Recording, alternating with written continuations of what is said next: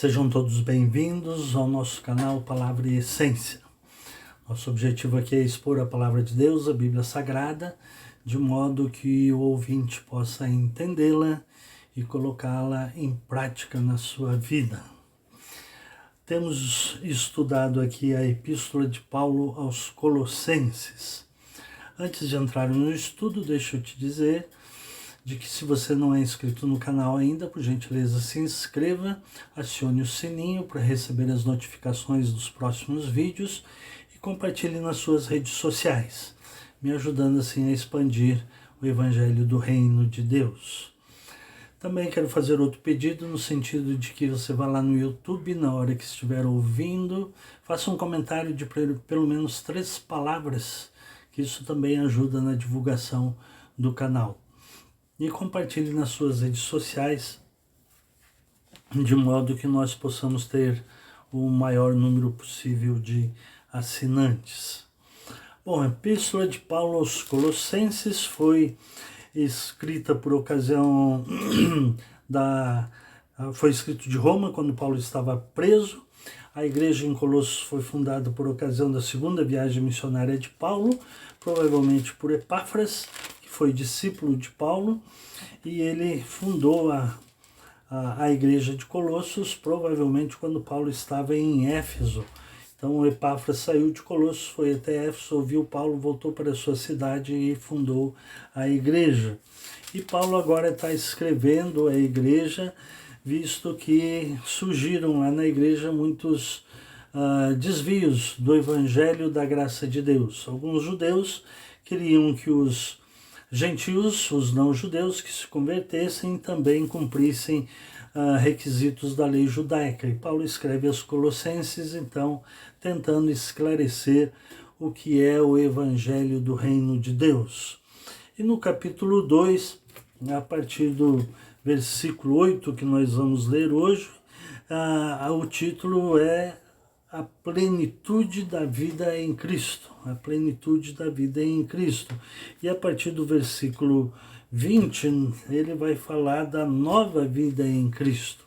Então, a plenitude da vida em Cristo. Vou ler o texto todo do restante do capítulo para que a gente fique dentro do contexto para a ênfase que eu vou dar, que é a partir do versículo 20, porque até o versículo 20 nós já falamos nos estudos anteriores. Então vou ler a partir do versículo 8, Colossenses capítulo 2, versículo 8 em diante.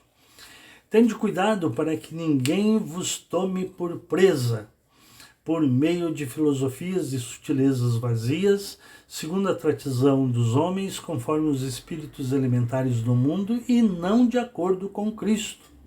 Esse era o ponto lá na igreja de Colossos. Pois nele, em Cristo, habita corporalmente toda a plenitude da divindade. E nele, em Cristo, a cabeça de todo principado e poder, tende a vossa plenitude. Nele também fostes circuncidados com a circuncisão que não é feita por mãos humanas, o despojar da carne pecaminosa, isto é, a circuncisão de Cristo. Sepultados com ele no batismo, com quem também fostes ressuscitados pela fé no poder de Deus, que o ressuscitou dentre os mortos. E a vós, quando ainda estáveis mortos nos vossos pecados e na incircuncisão da vossa carne, Deus vos deu vida juntamente com Cristo, perdoando todos os nossos pecados. Vou repetir essa última frase. Deus vos deu vida juntamente com Cristo, perdoando todos os vossos pecados, e apagando a escrita da dívida que nos era contrária e constava contra nós em seus mandamentos, removeu do nosso meio, cravando na cruz. E tendo despojado os principados e poderes, os expôs em público, e na mesma cruz triunfou sobre eles. Assim ninguém vos julgue pelo comer ou pelo beber, ou por causa de dia de festas, ou de lua nova, ou de sábados, os quais são sombras das coisas que haveriam de vir, mas a realidade é Cristo. Ninguém seja árbitro contra vós, fingindo humildade, ou culto dos anjos, baseando-se em coisas que tenha visto, inutilmente arrogante em seu conhecimento carnal, e não retendo a cabeça com a qual todo o corpo, suprido e organizado pelas juntas e ligamentos, vai se desenvolvendo segundo o crescimento concedido por Deus. Visto que morrestes com Cristo para os espíritos elementares deste mundo, por que vos sujeitais ainda a mandamentos como se vivesseis no mundo? Tais como: não toques, não proves, não manuseis. Todas essas coisas desaparecerão com o uso, pois são preceitos e doutrinas dos homens. Na verdade, esses mandamentos têm aparência de sabedoria em falsa devoção, falsa humildade e severidade para com o corpo, mas não tem nenhum valor, ou não tem valor algum no combate aos desejos da carne. Como eu disse nos versículos, a partir do versículo 8, Paulo vai enfatizar aqui a plenitude da vida em Cristo. E ele vai falar que em Cristo, que Cristo morreu na cruz e Deus em Cristo perdoou todos os nossos pecados e apagou a escrita da dívida. Não temos mais dívida, uma vez que cremos em Cristo Jesus. Os nossos pecados foram cravados na cruz do Calvário, de modo que nós somos justificados mediante a fé e então temos paz com Deus, né? Então ele diz, então se Cristo é o cabeça e se Cristo perdoou todos os nossos pecados e se Cristo é a plenitude de todas as coisas e se nós fomos sepultados com ele pela morte no batismo, o batismo tem o simbolismo de morrer para o mundo e viver, ressuscitar para Deus. Ele diz, se nós fizemos tudo isso e se Cristo é o cabeça e ele é o cabeça do corpo que é a igreja, então ele disse, assim ninguém vos julgue. Ninguém vos julgue pelo comer ou pelo beber, ou por causa de dias de festas, ou de lua nova, ou de sábados. Não, o que importa é Cristo. Cristo na sua vida, Cristo na minha vida. E daí ele ainda diz, essas pessoas, esses judaizantes que estavam querendo que os judeus cumprissem alguns requisitos da lei judaica, dos crentes que não eram judeus, ele diz, ninguém seja árbitro contra vós, fingindo humildade ou culto aos anjos, baseando-se em coisas que tenha visto, inutilmente arrogante em seu conhecimento carnal. Então eram pessoas que se arrogavam ter um conhecimento maior do que a revelação de Deus em Cristo Jesus. E ele diz, e não retendo Cristo, a cabeça, com a qual todo o corpo, suprido e organizado pelas juntas e ligamentos, vai se desenvolvendo segundo o crescimento concedido por Deus. E aí, a partir do versículo 20, ele vai enfatizar novamente que todos esses rituais da lei ou qualquer outro ritual colocado por pessoas que se acham iluminadas, né? Se não for Cristo o cabeça, está fora do Evangelho. E ele diz no versículo 20, visto que morrestes com Cristo para os espíritos elementares do mundo, porque vos sujeitais ainda a mandamentos como se vivesseis no mundo? Vou ler em outra tradução para ficar mais fácil de entendimento. Se vocês morreram com Cristo para os rudimentos do mundo aqui no sentido de as leis cerimoniais impostas pelos judeus, se vocês morreram com Cristo, e ele disse que nós somos sepultados com ele pela morte no batismo, olha o versículo 13, e vocês estavam mortos nos seus pecados e na incircuncisão da carne, ele lhes deu vida juntamente com Cristo, perdoando todos os vossos pecados.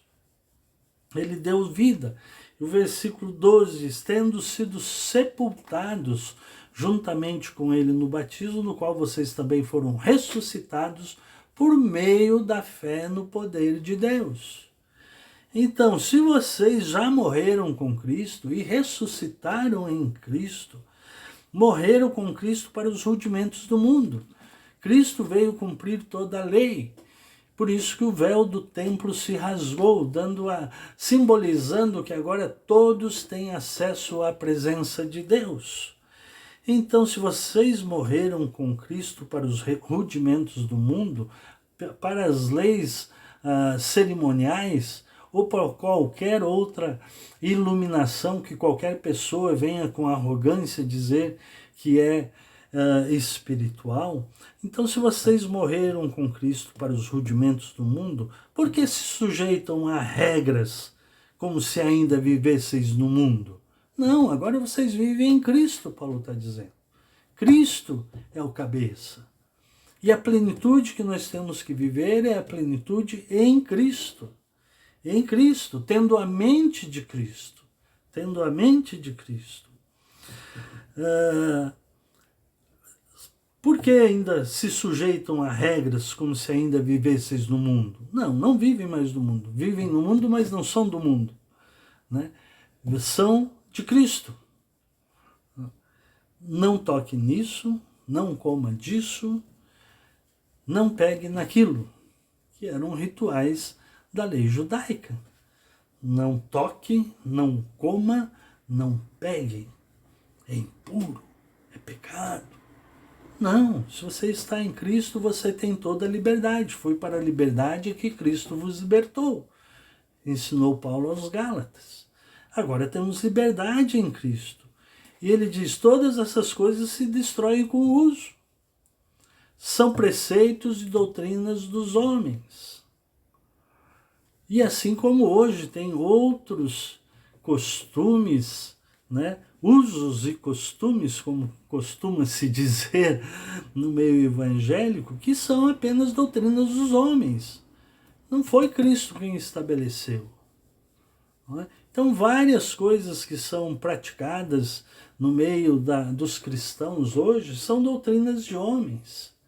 Não é? Então, algumas a gente até respeita, faz parte da liturgia e etc. Mas tem algumas coisas que são realmente absurdas. Não toque nisso, não coma aquilo, não pegue aquele outro.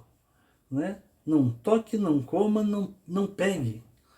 Todas essas coisas se destroem com o uso, diz Paulo, e são preceitos e doutrinas dos homens e não de Deus.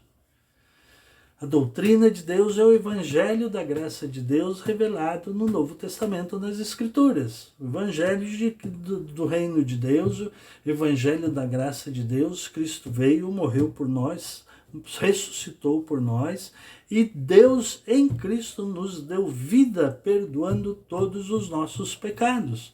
Esse é o evangelho da graça de Deus. Então, não toque, não coma, não pegue, é doutrinas de homens. O que conta é a fé em Cristo e a transformação do caráter, e não de cerimônias externas, que são doutrinas dos homens. De fato, essas coisas têm aparência de sabedoria ao promoverem um culto que as pessoas inventam, não é o culto em espírito e em verdade que Jesus ensinou para a mulher samaritana, culto que as pessoas inventam, falsa humildade e tratamento austero do corpo. Rituais com o corpo, né? Então, na Idade Média a gente via muito isso, pessoas se mutilando, se automutilando para alcançar a graça. Não, são exageros, como Paulo disse aqui, são preceitos e doutrinas dos homens. né? Tem aparência de sabedoria em falsa devoção, falsa humildade, severidade para com o corpo. Sacrifícios. Não precisamos fazer mais nenhum sacrifício. Cristo fez o sacrifício perfeito de uma vez por todas e perdoou todos os nossos pecados. Costumo dizer que a cruz de Cristo é o lugar mais pecaminoso da terra, porque lá na cruz de Cristo estavam cravados todos os meus pecados passados, os meus pecados presentes e futuros, e de toda a humanidade. Os pecados passados, presentes e futuros estão cravados na cruz de Cristo. Por isso que ele disse que ele nos perdoou todos os nossos pecados.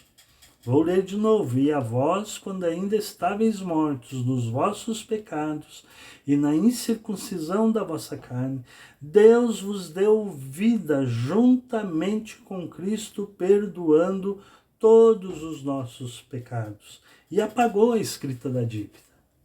Em Cristo temos liberdade. Então, não toque, não pegue, não coma, doutrinas de homens. Esses mandamentos têm aparência de sabedoria em falsa de devoção, falsa humildade e severidade para com o corpo, mas não têm valor algum no combate aos desejos da carne. Uma outra tradução diz que não tem valor nenhum para a santificação.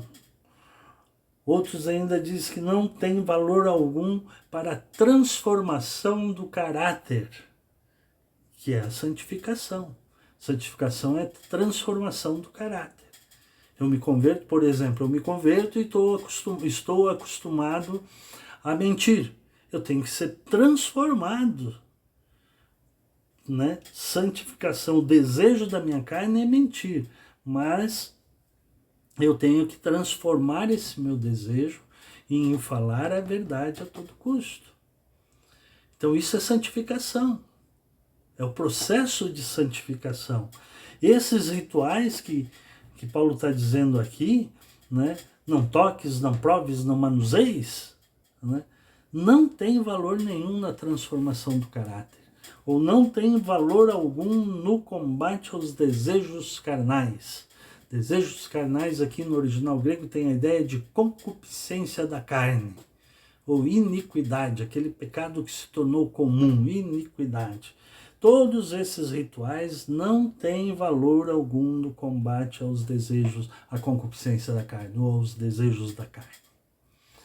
Então, meus irmãos ouvintes, temos que focar em Jesus Cristo e na graça que Ele nos concedeu, que Deus nos concedeu em Cristo, perdoando todos os nossos pecados. Os demais rituais são invenções, doutrinas de homens, como Paulo disse aqui. São preceitos e doutrina dos homens.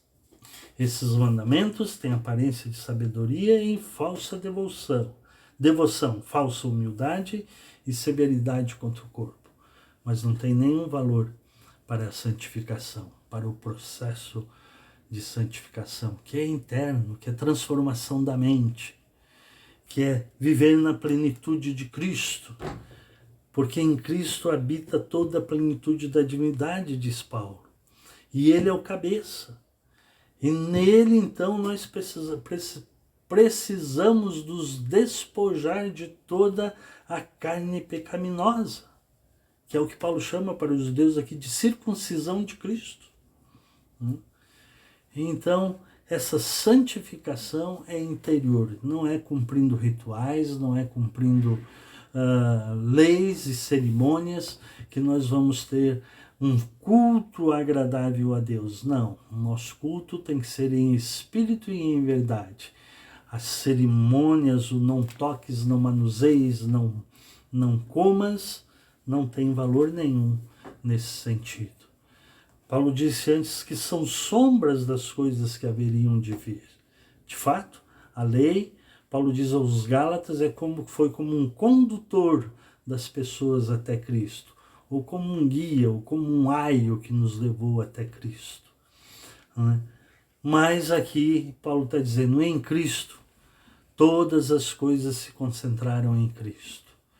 e diante de Cristo se dobrará todo o joelho. Então, foi para a liberdade que Cristo nos libertou. Viver em santidade na presença de Deus com liberdade. Não preciso praticar mais nenhum ritual, apenas ter fé em Jesus Cristo. Você tem fé em Jesus Cristo? Ou você está cumprindo rituais ditos sagrados, de doutrina de homens? Vamos colocar a nossa fé unicamente em Jesus Cristo. Esse é o desejo e a oração do meu coração. Muito obrigado por me ouvir. Que Deus te abençoe.